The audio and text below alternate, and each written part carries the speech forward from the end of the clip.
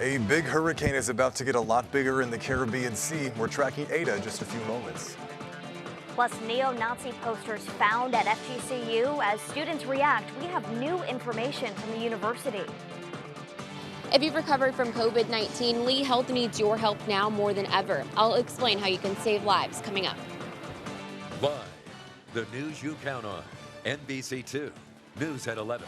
Good morning to you. I'm Christina Mendez. And I'm Nate Foy. Thanks for joining us here on NBC2 News at 11 o'clock. Let's check in with our first alert meteorologist, Rob Duns, who's tracking the tropics. As you mentioned, Rob, Ada is now a hurricane. Explain how it's going to impact our weather this week. Yeah, well, Ada is helping to make it a lot breezier around here, not only today, but for a good chunk of the upcoming work week, all the way through Wednesday, really. We're going to notice some pretty stiff breezes out of the northeast, thanks to this area of very low pressure here in this part of the Caribbean Sea.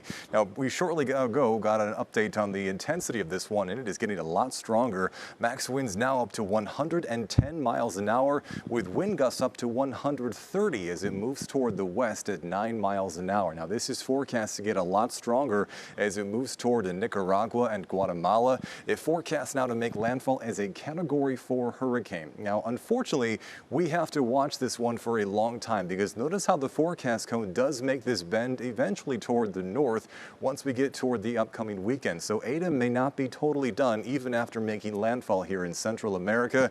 Is why we're going to have to watch this one very closely over the next few days. But here at home, don't worry about the tropics. Pay attention to the cool temperatures and the breeze. We are 12 degrees colder right now compared to this time yesterday in Punta Gorda, 8 degrees cooler both in Fort Myers and Cape Coral, thanks in part to the big cold front that moved over the area while you were sleeping. When I come back in just a few minutes, we'll take a look at just how cool nighttime temperatures could be overnight tonight. That, along with when maybe some rain reappears in the 7-day forecast. We'll take a look at that as well coming up in just a few minutes. All right, Rob, we'll talk to you then. We have some breaking news right now. LCSO is searching for a cow on the loose in Lehigh Acres. NBC2 can confirm that deputies got one of those two loose cows on Prospect Ave. Count on NBC2 for updates out there.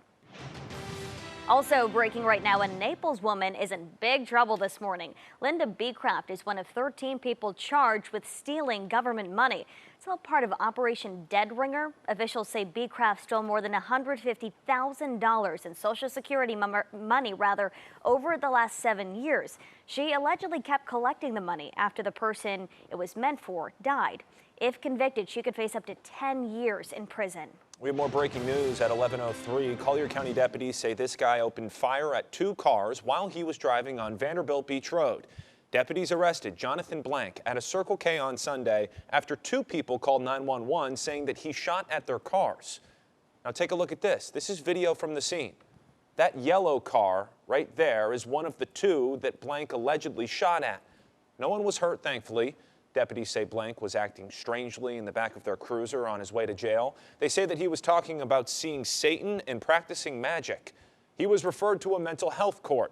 The report also says that Blank is a driver with DoorDash. NBC2 has reached out to the company for comment. Breaking news right now at 11, San Carlos Park Fire is investigating after this truck rolled over. NBC2 can confirm that a dump truck is involved. No injuries reported at this time. It's happening right now at Alico Road westbound at DeVore Lane in Fort Myers. You can expect some closures out there for a couple hours. Check this out. Posters of Adolf Hitler and neo-Nazi symbols are plastered across FGCU's campus. You see one on the left side of your screen right there. It says Hitler is right. The other one says smash white guilt. The posters showed up over the weekend. They're down now, but the search is on for the people who put them up. Both had a link to a white supremacist website. The university president sent a statement to students and faculty condemning the message. She says if the university finds out the people responsible are students or faculty, their association with the university will end. After talking to students this morning, NBC2 found that many are shocked that anybody would put this up.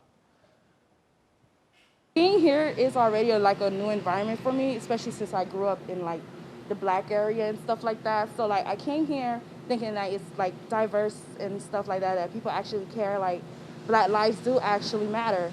But to see those posters is like, wow, like how can you guys think like that? Students say they believe the school did the right thing by letting them know as soon as possible.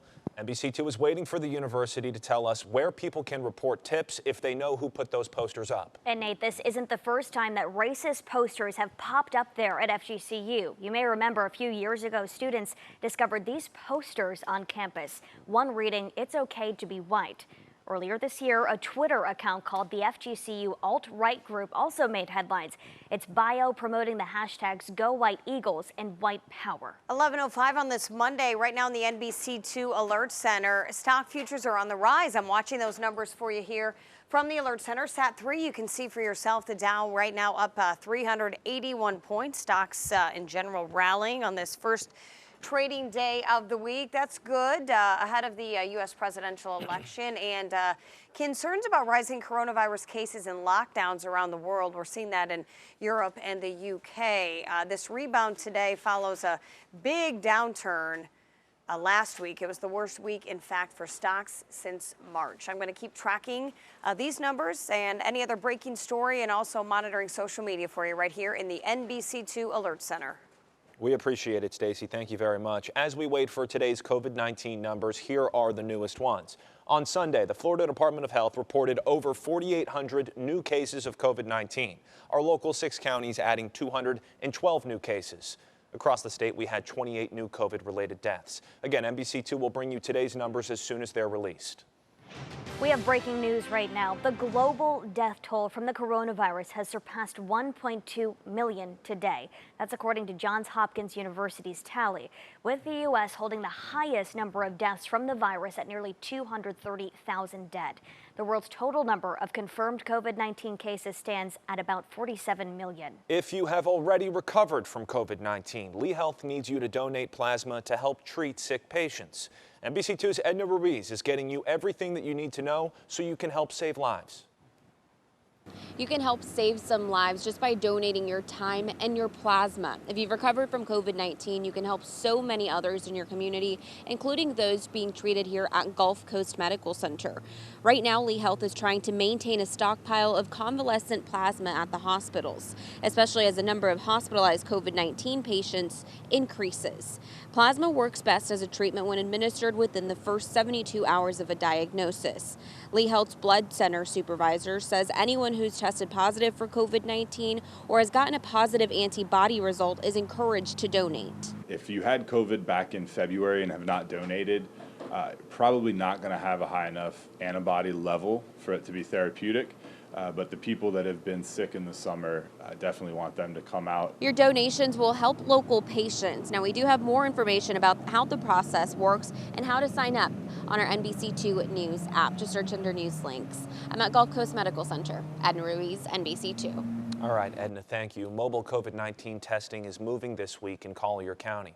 Take a look. You can get tested tomorrow from 3 to 7 o'clock at the Tony Rospo Little League Park in Immokalee. Then on Thursday, you can go to the Golden Gate Community Center. It's in Naples, and you can go from 9 until 1. For other testing locations, head on over to our NBC2 News app. Time is running out for you to apply for the Collier Cares relief money. Applications for household and business assistant close at noon today, so you got a little less than an hour. You could get more than $11,000 per household to cover housing, utility, and child care assistance. You must be a full-time Collier County resident to qualify, though, or a business owner with less than 50 employees. Round 2 of Lee Cares applications start today. You can apply for more funding to help pay your utility bills. The county is offering grants of up to $1,000 if you qualify. This funding is only for people who've been negatively impacted financially during the pandemic. If you're struggling to pay rent in Charlotte County, more help is on the way for you. Charlotte County is launching a new program today. It's called the Eviction Diversion Program. Anyone in Charlotte County has already been approved for CARES money may qualify for this too. The county will also work with property management companies. The deadline to apply for this new program is November 16th. Today, Fort Myers City Council will give us an update on helping the homeless community. You may remember last month there was a lot of concern after the city had to close down Centennial Park for construction. A lot of homeless people used to stay there. At 4:30 this afternoon, City Council will address a motion to get help from FEMA and the Department of Housing and Urban Development. Count on NBC2 to let you know what happens. Breaking news, Southwest Florida-based fashion company Chico says they are now financially stable. The company says this was done by reducing operating and occupancy costs. New this morning, the U.S. Army Corps of Engineers wants to hear from you about their Everglades relief plan. If you want to provide your input, you need to do it by noon today.